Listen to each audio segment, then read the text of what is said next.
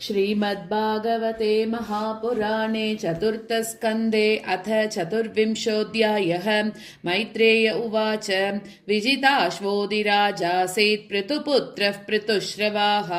यवीयोभ्यो ददात् काश्च भ्रातृभ्यो भ्रातृवत्सलः हर्यक्षायादिशत् प्राचीं धूम्रकेशाय दक्षिणां प्रतीचीं वृकसंज्ञाय तुर्यां द्रविणसे विभुः अन्तर्दानगतिं शक्रात् लब्ध्वान्तर्दानसञ्जितः अपत्यत्रयमादत्त शिखण्डिन्यां सुसम्मतम् पावकः पवमानश्च शुचिरित्यग्नयः पुरा वसिष्ठशापादुत्पन्नाः पुनर्योगगतिं गताः अन्तर्दानो नभस्वत्यां हविर्दानमविन्दत य इन्द्रमश्वहर्तारं विद्वानपि न जग्निवान् राज्ञां वृत्तिं करादान दण्डशुल्कादिदारुणां मन्यमानो दीर्घसत्र व्याजेन विससर्जः तत्रापि हंसं पुरुषं परमात्मानमात्मदृक् यजंस्तल्लोकतामाप कुशलेन समाधिना हविर्दानात् हविर्धानि विदुरासुत षट्सुतान् बर्हिषदं गयं शुक्लं कृष्णं सत्यं जितव्रतम् बर्हिषत्सु महाभागो हाविर्धानि प्रजापतिः क्रियाकाण्डेषु निष्णातः योगेषु च कुरुद्वः यस्येदं देवयजनम् अनुयज्ञं वितन्वतः प्राचीनाघ्रैकुशैरासीद् आस्तृतं वसुधातलम् सामुद्रीं देवदेवोक्तामुपये मे शतधृतिं यां वीक्ष्य चारु सर्वाङ्गीं किशोरीं सुष्ठु अलङ्कृतां परिक्रमन्दीम् उद्वाहे चकमेऽग्निशुकीमिव विबुधासुरगन्धर्व मुनिसिद्धनरोरगाः विजिता सूर्यया दिक्षु क्वनयन्त्यैव नूपुरैः प्राचीनबर्हिषः पुत्राः शतधृत्यां दशाभवन् तुल्यनामव्रता सर्वे धर्मस्नाता प्रचेतसः पित्रादिष्टाः प्रजा सर्गे तपसेर्नवमाविशन् दशवर्षसहस्राणि तपसार्चं तपस्पतिम् यदुक्तं पतिदृष्टेन गिरिशेन प्रसीदता तद्ध्यायन्तो जपन्तश्च पूजयन्तश्च संयताः विदुर उवाच प्रचेतसां गिरित्रेण यतासीत् पतिसङ्गमः यदुताह हरः प्रीतः तन्नो ब्रह्मन् वदार्तवत् सङ्गमः खलु विप्रर्षे शिवेनेह शरीरिणां दुर्लभो मुनयो दत्युः असङ्गाद्यम् अभीप्सितम् आत्मा रामोऽपि यस्त्वस्य लोककल्पस्य राधसे शक्त्या युक्तो विचरति घोरया भगवान् भवः मैत्रेय उवाच प्रचेतसः पितुर्वाक्यं शिरसादाय साधवः दिशं प्रतीचिं प्रययुः तपस्यादृतचेतसः समुद्रम् उपविस्तीर्णम् अपश्यन् सुमहत्सरः महन्मनैव स्वच्छं प्रसन्न सलिलाशयम् नीलरक्तोत्पलाम्बोज कल्हारेन्दिवराकरम् हंससारसचक्राह्व कारण्डवनिकूजितम् मत्तभ्रमरसौस्वर्य हृष्टरोमलताङ्घ्रिपम् पद्मकोशरजो दिक्षु विक्षिपत्पवनोत्सवम् तत्र गान्धर्वमाकर्ण्य दिव्यमार्गमनोहरम् विसिस्म्युराजपुत्रास्ते मृदङ्गपनवाद्यनु तर्ह्येव सरसस्तस्मात् निष्क्रामन्तं सहानुगम् उपगीयमानममर प्रवरं विबुधानुगैः तप्तहेमनिकायाभं शितिकण्ठं त्रिलोचनं प्रसादसुमुखं वीक्ष्य प्रणेमुर्जातकौतुकाः सतान् प्रपन्नार्तिहरः भगवान् धर्मवत्सलः धर्मज्ञान् शीलसम्पन्नान् प्रीतः प्रीतानुवाचः श्रीरुद्र उवाच यूयं वेदिशदः पुत्रा विदितं वश्चिकीर्षितम् अनुग्रहाय भद्रं व एवं मे दर्शनं कृतम् यः परं रंहसः साक्षात् त्रिगुणात् जीवसंगितात् भगवन्तं वासुदेवं प्रपन्नः स प्रियो हि मे स्वधर्मनिष्ठः शतजन्मभिः पुमान् विरिञ्चतामेति ततः परं हि माम् अव्याकृतं भागवतोत वैष्णवं पदं यताहं विबुधाः कलात्यये अथ भागवता यूयं प्रियास्त भगवान् यता न मद्भागवतानां च प्रेयानन्योऽस्ति कर्हिचित् इदं विविक्तं जप्तव्यं पवित्रं मङ्गलं परं निःश्रेयसकरं चापि श्रूयतां तद्वदामि वः। मैत्रेय उवाच इत्यनुक्रोशहृदयः भगवानाहतान् शिवः बद्धाञ्जलीन् राजपुत्रान् नारायण परो वचः। श्रीरुद्र उवाच जितं त आत्मविद्वर्य स्वस्तये स्वस्तिरस्तु मे भवता राधसाराद्धं सर्वस्मा आत्मने नमः। नमः पङ्कजनाभाय भूतसूक्ष्मेन्द्रियात्मने वासुदेवाय शान्ताय कूटस्थाय स्वरोचिषे सङ्कर्षणाय सूक्ष्माय दुरन्तायान्तकाय च नमो विश्वप्रबोधाय प्रद्युम्नाय अन्तरात्मने नमो नमो निरुद्धाय हृषीकेशेन्द्रियात्मने नमः परमहंसाय पूर्णाय निभृतात्मने स्वर्गापवर्गद्वाराय नित्यं शुचिषदे नमः। नमो हिरण्यवीर्याय चातुर्होत्राय तन्तवे नम ऊर्जयिषे त्रय्याः पतये यज्ञरेतसे तृप्तिदाय च जीवानां नमः सर्वरसात्मने सर्वसत्त्वात्मदेहाय विशेषाय स्तवीयसे नमस्त्रैलोक्यपालाय सह ओजोबलाय च अर्थलिङ्गाय नभसे नमोऽन्तर्बहिरात्मने नमः पुण्याय लोकाय अमुष्मै भूरिवर्चसे प्रवृत्ताय निवृत्ताय पितृदेवाय कर्मणे नमो अधर्मविभागाय मृत्यवे दुःखदाय च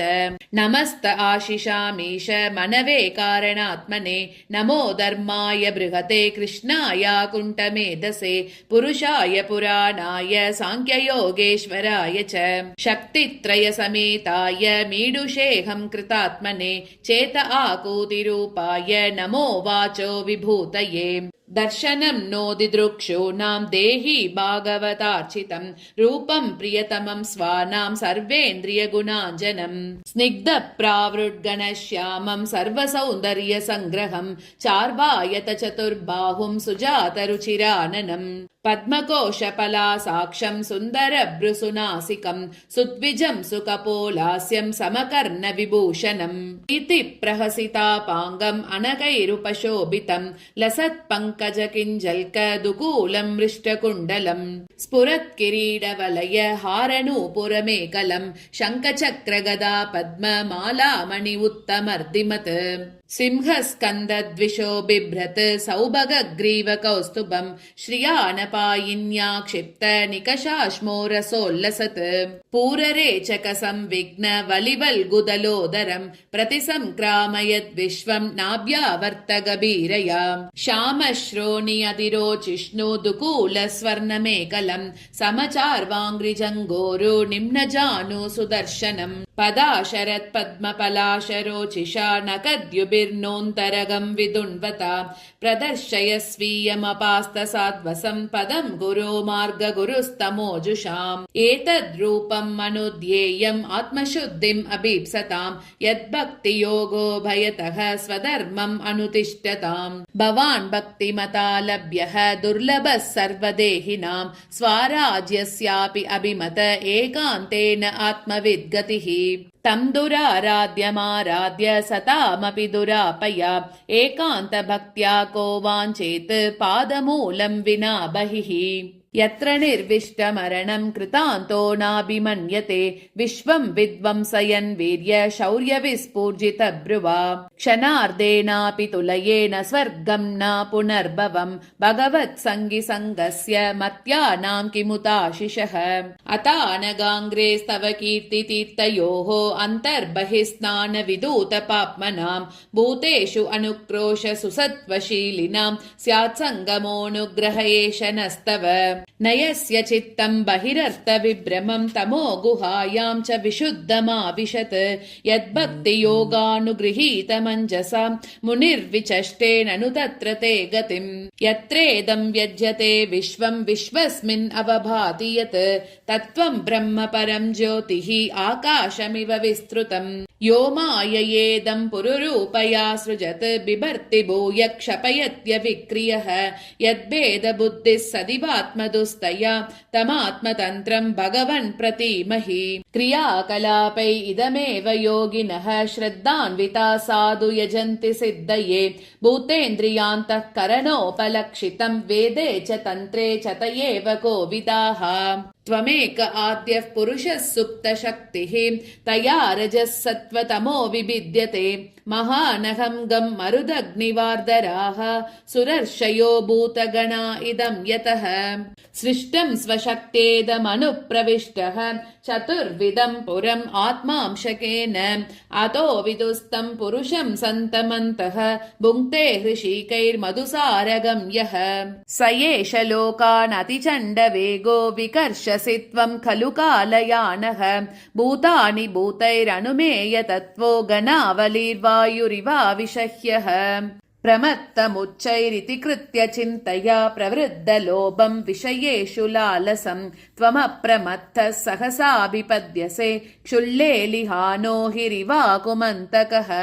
कस्त्वत्पदाब्जं विजहाति पण्डितो यस्तेव मानव्ययमानकेतनः विशङ्कयास्मद्गुरुरर्चति स्म यद् विनोपपत्तिं मनवश्चतुर्दश अत त्वमसि नो ब्रह्मन् परमात्मन् विपश्चितां विश्वं रुद्रभयध्वस्तम् अकुतश्चिद्भयागतिः इदं जपत भद्रं वः विशुद्धा नृपनन्दनाः स्वधर्मम् अनुतिष्ठन्तः भगवत्यर्पिताशयाः तमेव आत्मानमात्मस्थं सर्वभूतेषु अवस्थितं पूजयत्वं गृह्णन्तश्च ध्यायन्तश्चाशकृत्हरिं योगादेशम् उपासाद्य धारयन्तो मुनिव्रताः समाहितधियः सर्व एतत् अभ्यसतादृताः इदमाह पुरास्माकं भगवान् विश्वसृक्पतिः भृग्वादीनामात्मजानां सिसृक्षु संसिसृक्षताम् ते वयं नोदिता सर्वे प्रजा सर्गे प्रजेश्वराः अनेन ध्वस्ततमसः सिसृक्ष्मो विविधा प्रजाः अतेदं नित्यता युक्तः जपन् अवहितः पुमान् अचिरात् श्रेय आप्नोति वासुदेव परायणः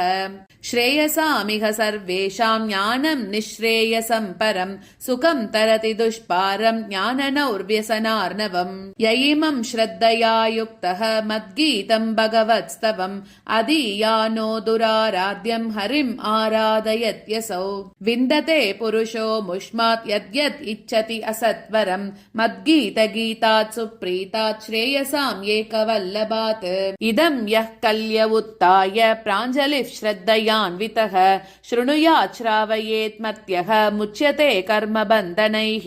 गीतं मयेदं नरदेवनन्दनाः परस्य पुंसः परमात्मनस्तवम् जपन्त एकाग्रधियस्तपो महत् चरद्वमन्ते तत आप्स्यतेप्सितम्